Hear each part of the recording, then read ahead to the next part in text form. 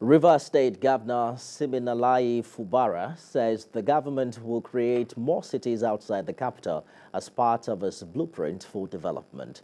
He made the promise in Port Harcourt as his predecessor, Nyesom Wike, flagged of a multi-billion-naira ring road project. Senior correspondent Uche Okoro reports. History has been made as the single largest project ever in River State is flagged off. At a cost of 195 billion naira, it is not just the most expensive project. The proposed 50-kilometer dual carriage River State Ring Road has the longest construction time of 36 months. On the reason for such huge investment in infrastructure, the governor's assurance is that the road will turn around the economic fortunes of River State for good. His plan is to decongest Port Harcourt and open up more communities to urbanization. This project will bring new city into Port Harcourt, into River State. After this project, people will be living far off. Accessibility into the town will be at ease. What are we talking about when we say development? This is the development that we're talking about. Let me also assure the good people of River State that it's not only the road that we will attend to. We will look at other sector, the health sector. We will look at the education sector, even the youth empowerment and other aspects. We will definitely attend to all of them. Former Governor Nyesom Wike commended his successor for showing courage in commencing the Ring Road project, but he lamented failure of the Niger Delta Development Commission to work with the state government to fulfill its mandate in the region. Mr. Governor, let me also advise you. The people that elected you are in the state. They are not in Abuja. Stay in your state and face the challenges of your people. Don't allow them to lure you to be sleeping in Abuja, that there's one meeting or the other. Nothing comes out of those meetings. Our money is for development of River State. Stay here and work. You will feel happy. At the end of the day, Rivers people will appreciate you. And that is all you need in your life. It is not surprising that this administration says it would closely monitor the ongoing work, knowing that its scorecard in 3 to 4 years' time depends on the completion and quality of the project. Uche Okoro, TVC News, Port Harcourt. Elsewhere, the newly appointed Chief of Defense Staff says welfare of troops, deepening joint operations and a people-oriented armed forces will form the tripod upon which the administration will be placed.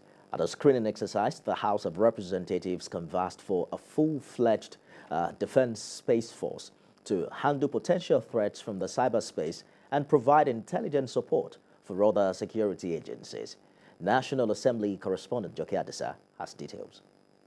For about 16 years, Nigeria has witnessed a diverse and unprecedented level of insecurity in which the armed forces have been fully involved. The Tinubu administration is desirous to overcome challenges of insecurity and enhance economic growth.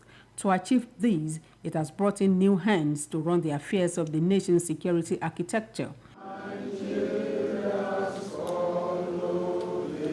Days after the Nigerian Senate interfaced with the nominees, they take turns before the House of Representatives.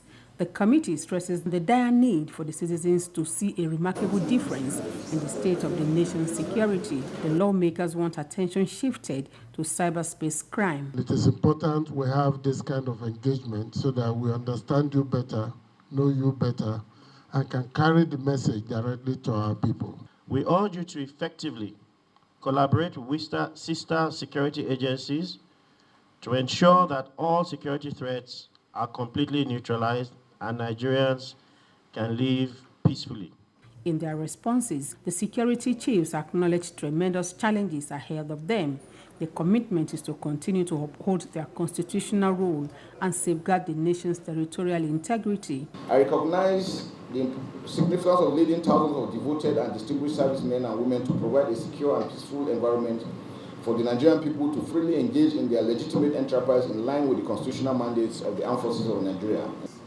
Never in the recent past is the requirement for proactive, adaptive, and inclusive leadership more needed than Nigeria's security environment of today. For more than 3 hours, the committee grilled the nominees behind closed doors, and at the end, it says it has asked necessary questions and has been appropriately briefed. They come from very, very practical background. They're people who have served and served well. They're people who also have shown that they have passion for the Nigerian people and for the troops in which they lead. The report of the other committee is expected to be laid before the House of Representatives after the screening exercise. All eyes are indeed on the House of Representatives days after the Senate approved the appointment of the nominees. Joke Edson, TVC News, Abuja. Ahead the November governorship election in Imo State, another group known as the Olu Critical Stakeholders has endorsed Governor Hope Uzodinma, as members say they are pleased with the achievements made so far by his administration. TVC's Prisumba reports.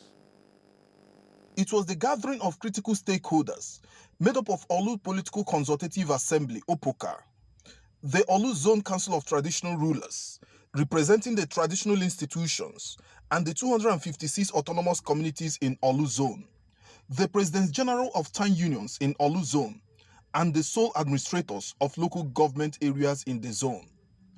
The critical stakeholders of Olu Group.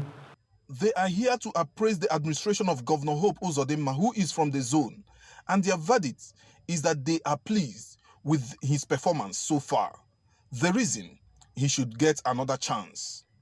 That we hereby pass an implicit vote of confidence on His Excellency, most distinguished Senator Hope Uzodinma, following his excellent performance since he assumed office as Governor of Imo State, his undisputed capacity to sustain the ongoing development and infrastructural revolution in Imo State, and therefore adopted as our sole and only governorship candidate ahead of the November 11, 2023 governorship election.